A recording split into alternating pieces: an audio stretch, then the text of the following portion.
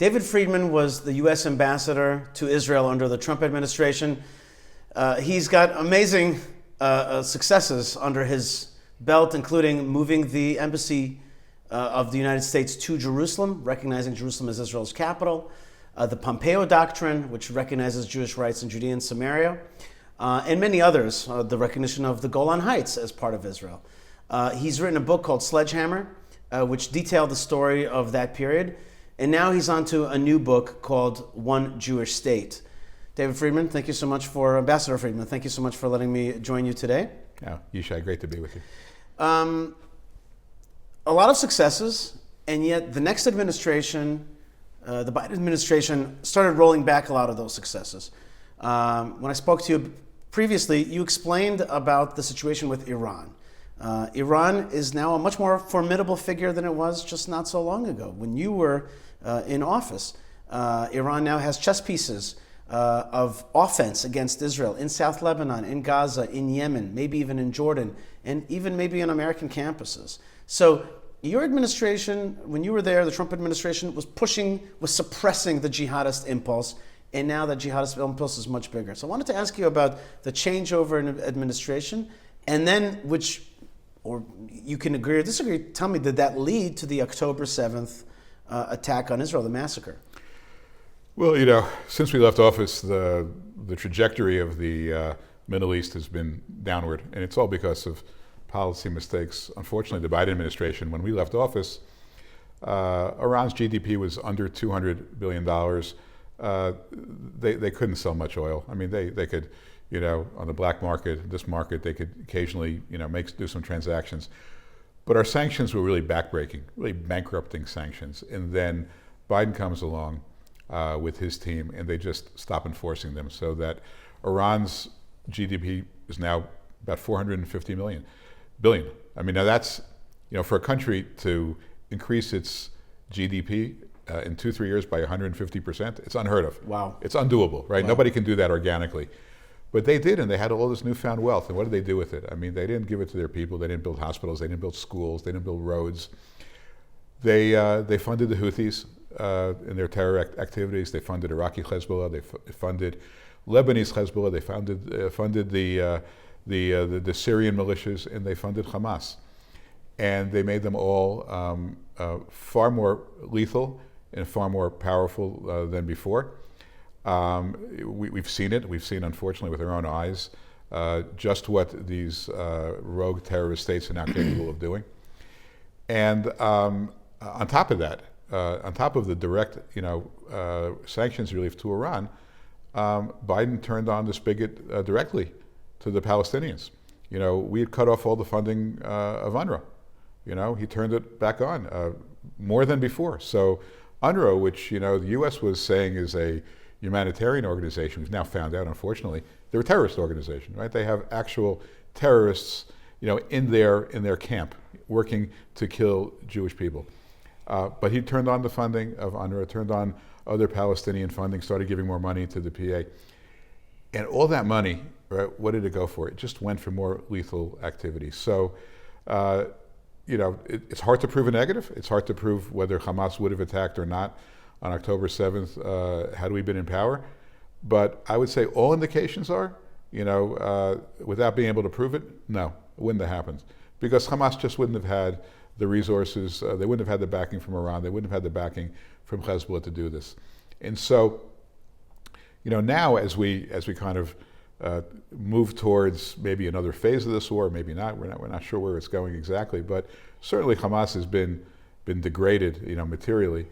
And people are saying, oh, well, we appreciate the Biden administration's help in degrading Hamas and coming to Israel and standing with Israel. And look, I do appreciate that. I mean, it could have been worse.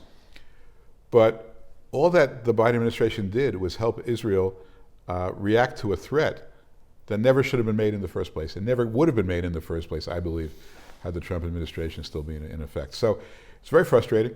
Don't agree with any of the policies, violently disagree with this idea that you fix these problems by reverting to that stale, policies and foggy bottom in Washington of a two-state solution, which is as I say many times, the mother's milk of the Democratic Party. They all believe in it. They all think it's the right outcome, every single one of them.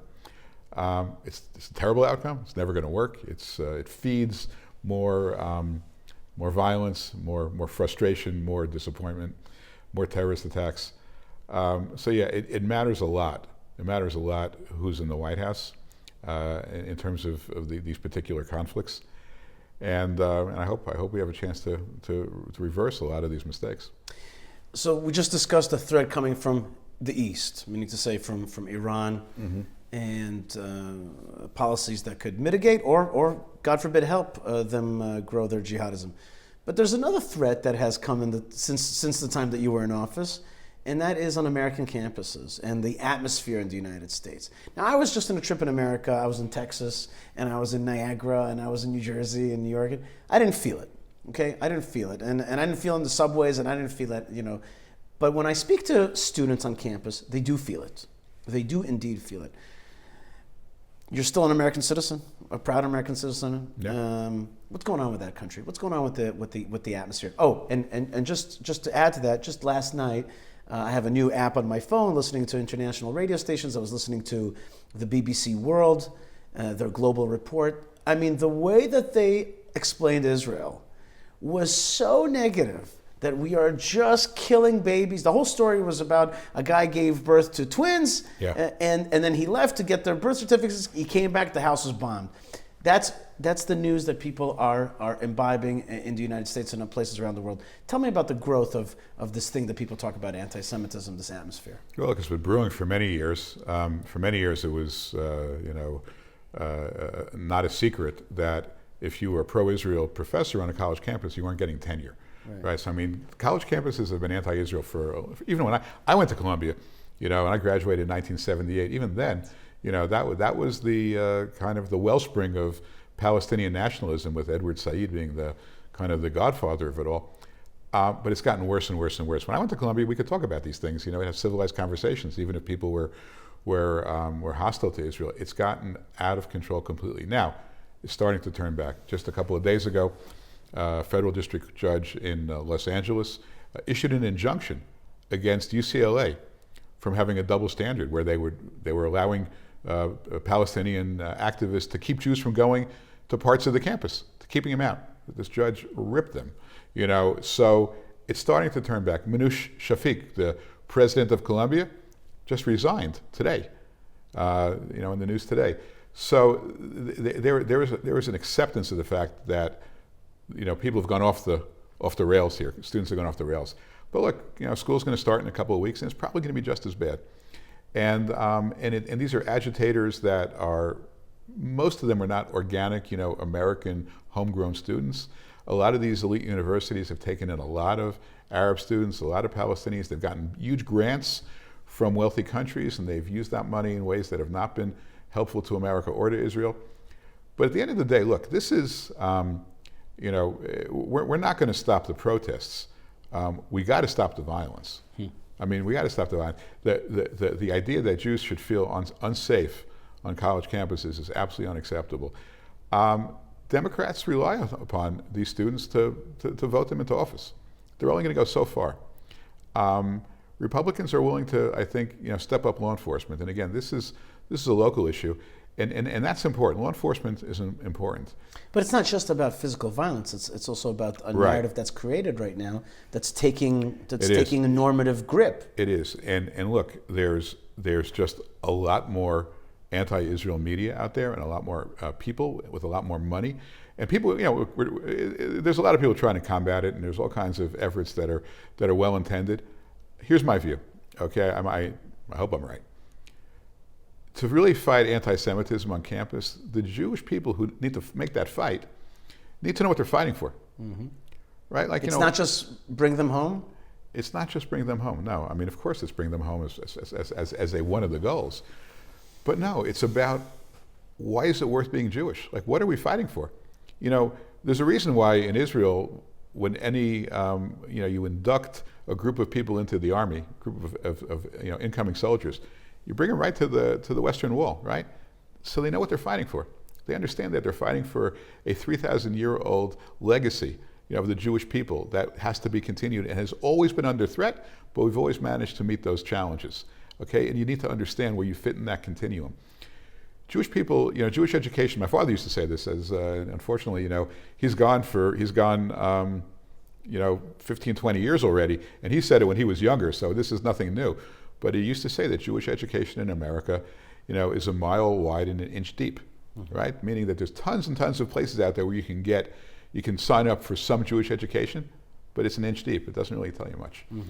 And that's part of the problem. The Jewish students at these campuses, they're not dumb, right? Just the opposite. Right. They're quite intelligent, but they don't have the resources to fight back, to understand why we're Jewish, why we care about Israel, why this is important to the 3,000-year-old legacy of the Jewish people.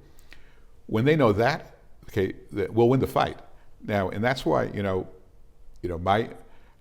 hat goes off to Chabad on campus, because they're the ones that are, bringing these kids in, and they're giving them Friday night meals and teaching them about Judaism, giving them a safe place to hang out when the protests are going on. There are other organizations as well. I'm not, but Chabad's everywhere, and we need more of that model. That model works. But if Jews on America are not sufficiently educated, we're like fighting with two hands behind our back. And we have a similar problem here in Israel. Before we get to your current project, let's dovetail off the issue of education to your previous project, which was the Israel Biblical Highway, Route 60. You made a movie with Mike Pompeo. You choppered between places on this one highway. I had the privilege to assist a little bit, and that movie that you made was an educational effort to teach about the stories that took place in this land. Stories that, when people know them, they have a completely different relationship to this land.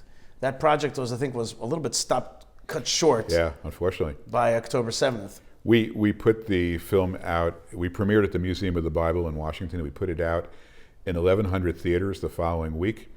Route 60, the Biblical Highway, in the 2 nights that it appeared in 1,100 theaters, was the single most popular movie in the country. In those days, we were competing with Barbie and Oppenheimer, and Route 60, in the 2 nights that it was in theaters, did better in terms of seats per theater, tickets purchased per theater, than Barbie or Oppenheimer.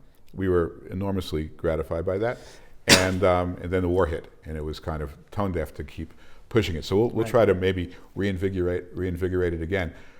But I'll tell you something interesting. Even when we filmed, I went to a few different places where it was filming. One place we filmed it was in my hometown, the Five Towns, where a lot of the people that showed up, had gone to Jewish day schools and were fluent in a lot of Jewish text and education. They came out of the movie telling me, these are people who studied, prophets and Bible. They said, we learned things we never knew. This was such a good opportunity for us just to learn about the biblical majesty, of Judea and Samaria. And of course, people felt that way all throughout the country who had a chance to see it. And we have to do more with it. I mean, we got cut short by the war, but it is a great 90-minute lesson in the biblical history of the Jewish people. And one of the things that you and I have discussed previously is that Israel has yet to really make the biblical tourism and biblical consciousness, and I'm not saying religious consciousness necessarily. Right. I'm talking about loving the stories and promoting them and having the knick-knack that you buy that keeps you connected to that amazing place that you visited. Yeah, unfortunately, some of these places that we visited, whether it was Bethel, where Jacob was ladder, Jacob had his dream of the ladder, or in the altar of Joshua on the side of Mount Ebal, or Shlem, Nablus, which is almost impossible to get to now without an army escort, where Joseph's tomb is located. Of course, that's Shlem is where Abraham came when he first heard the calling of God, and then the whole story of Genesis and the Jewish people ending up in Egypt, and then when they left Egypt and came back, what was the one commitment that Moses made? That he would honor the commitment made by Joseph's brothers to Joseph, that he would reinter Joseph's bones back in Shlem, right? So complete circle, starting in Shlem, back in Shlem. We can't even get to Shlem right now. So it's a great frustration, and I think it's essential to reconnect with these places as part of this kind of reinvigorating the Jewish people to fight anti-Semitism, when we know what we're fighting for, if we understand we're fighting for, our history that goes back to Shlem and Shiloh and Beit El and Hebron in Jerusalem and Beit Lechem, when we understand that, we become so much more powerful and so much more persuasive in convincing others of the justice of our cause. Well, that's predicated, what you just said now, which is going to these places, connecting them, knowing the stories, it's predicated on a modicum of Israeli sovereignty there, of it being able to go there. Not a modicum. Take out the word modicum. Take out the word Israeli modicum. sovereignty. Okay. Yes. And as you just voiced, you're not embarrassed to start to lay out a vision of Israeli sovereignty. You have a new movement / book that's coming out called One Jewish State.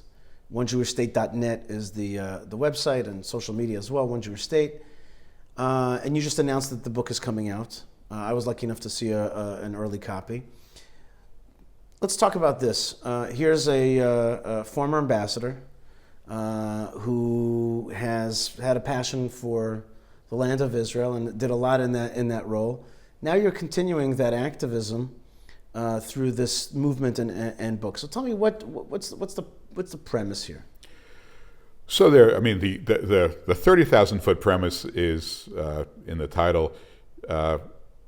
There's 22 discrete Muslim states with national religion, and other 20 or so were quasi-Muslim national states. You got Christian states, Buddhist states, Hindu states. As the title suggests, why can't the Jewish people just have one Jewish state, right, the size of New Jersey, in their biblical homeland, in territory that was given to the Jewish people pursuant to a text, a 3,000-year-old text, which gives the Jewish people the greatest title, the most immutable, undeniable title to a piece of land than any other people anywhere in the world, okay? Could we just have one Jewish state, right? That's sort of the overall premise. But the second point is, look, if you're a person of deep faith, if you're a person who's an atheist, if you're a person on the far right, on the far left, just in the middle, this works for everyone. It's not right, it's not left, it's just smart, right? Why is that? Is it going to be good for the Arabs? It's good for the Arabs. It's not good. It's great for anyone who lives within Judea and Samaria, because what it entails is the state of Israel, which is the only democracy in the Middle East and the only country which has a demonstrated track record of empowering and advancing its minority population, especially here, its Arab minority population. It is the state of Israel assuming responsibility within Judea and Samaria for the human dignity, the prosperity, the education, the welfare, the health of every single inhabitant of that land. No one can do this better than Israel. Palestinians know that. Palestinians know that the Palestinian Authority is not a governing body. It's entirely corrupt. No one's made a good living working for the Palestinian Authority unless they're at the upper echelons, taking kickbacks. The Palestinians have lost complete faith in the ability of the Palestinians to self-govern, and they never have self-governed. Right? There's never been a Palestinian state for a reason. They don't have the capacity to self-govern. Israel has shown its ability to do so with compassion, with kindness, with respect. So it is. If you just care about the Palestinians, this is the right answer. If you just care about the Jewish people in Judea and Samaria, works for you too. If you care about everybody, but care about building a more peaceful region, this is the solution. You don't. It's not a. People say it's an annexation plan. No, it's a plan that brings to this area that's been in dispute for some 50 plus years with nothing but violence, nothing but sorrow and heartache for the people who live there. It brings a resolution that works for everybody. Security, human rights, human dignity. It's consistent with faith. And by the way, Mike Pompeo says this at the foreword that he wrote to my book. Why should we be surprised that God's will, fulfilling God's will, that this land was given to the Jewish people, fulfilling God's will is actually going to lead to the best outcome for all the inhabitants of the area? Why is that a surprise? Right? I mean, nobody knows better than God as to how to bring dignity and prosperity to the human being and to save the human condition. So that's really what the book is about, and we tackle it from every angle. We tackle it from a biblical heritage, from a faith perspective, from a perspective of what's best for human rights, what's best for prosperity, what's best for the economy, what's best for geopolitics, what's best for the national security of Israel, and what's best for the security of the region.